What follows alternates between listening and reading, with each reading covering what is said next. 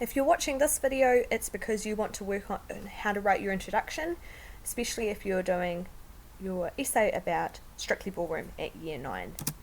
So here's our whole essay. If you need to reread that, you can pause and have a look over it. And here is the introduction that I've written. So I'm going to read that to you now. If you don't want to hear me read it, then you can pause it, read it to yourself. If you've already read it many times, then you can skip forward. So remember, our question is, describe your first impressions of a character or individual in the text. Explain how your understanding of the character or individual developed or changed throughout the text, supporting your points with visual and or oral language features. So in the last video I told you how I found the quote from Charlotte Bronte. I didn't find it. And now you can see how I've turned that into a nice flowing sentence to begin our introduction. 19th century novelist Charlotte Bronte penned the self-assured words, "I am no bird, no net ensnares me." Baz Luhrmann's Strictly Ballroom is a mockumentary-style expose of the brutal world of ballroom dancing. When beginner dancer Fran approaches open amateur Scott Hastings with a bold proposition, this tight-knit community is thrown out of balance. Fran's character arc follows the familiar trajectory of ugly duckling turned beautiful swan. Now the next few slides are going to look at each sentence and how we come up with that sentence and what its purpose is in the introduction. So if you break it down, you've got your opening quote, then you've got your context, or another way of saying that is like background or backstory of the film.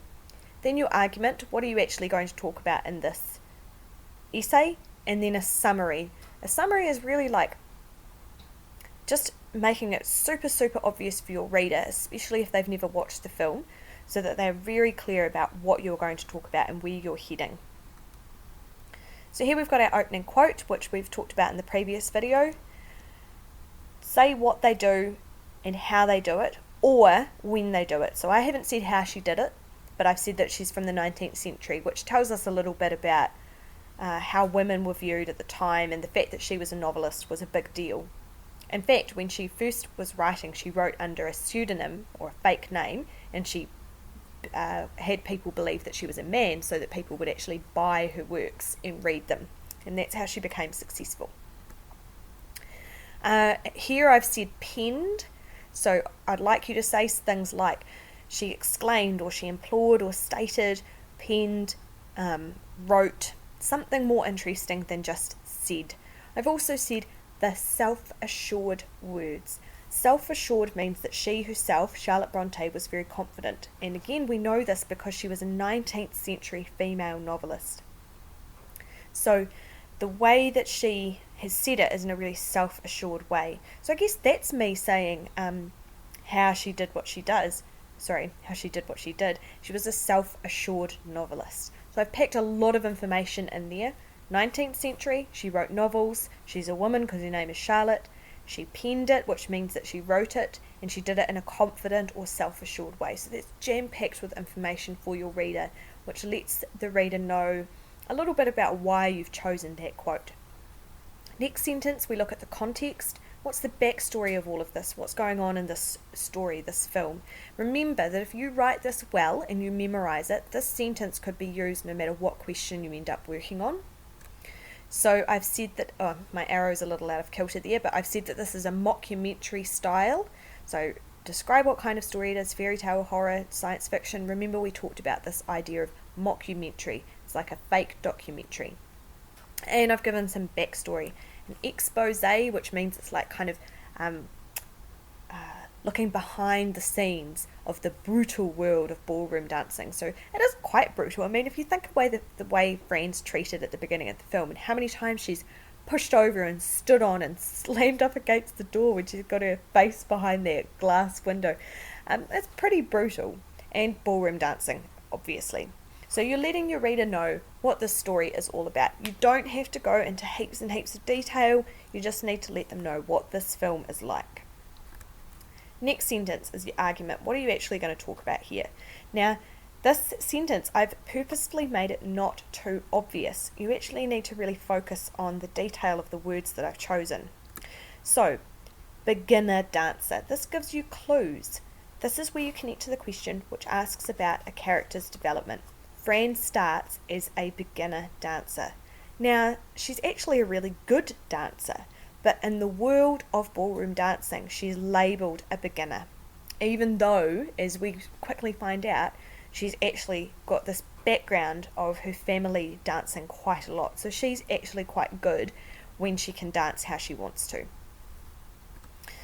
Then I describe the relationship. The fact that he is an open amateur. Now again, my arrow's out of kilter there, but remember he refers to himself as open amateur who's been dancing since he's 6 years old. So I'm letting you know the dynamic between the two characters. She's a beginner, he's an open amateur. Amateur means you're not actually paid to do it, but open means he's competing against all ages of dancers, so like basically people who are really experienced. Then I talk about what effect she has. She throws the tight-knit community out of balance, so she has quite a strong effect on these people because they really don't know how to deal with her. Which says a lot about like how we as the audience don't really know how to perceive her either. Should we laugh at her, or should we feel sorry for her, or should we admire her?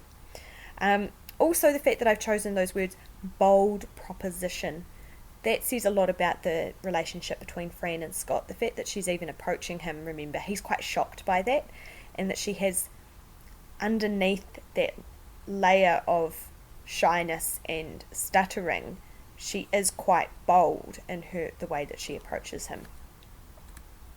Lastly, this is your, just in case you didn't already understand, I'll say it again in a different way, sentence that tells the reader where you are heading, and I'm spelling it out, that we're going to talk about this idea of an ugly duckling turned into a beautiful swan.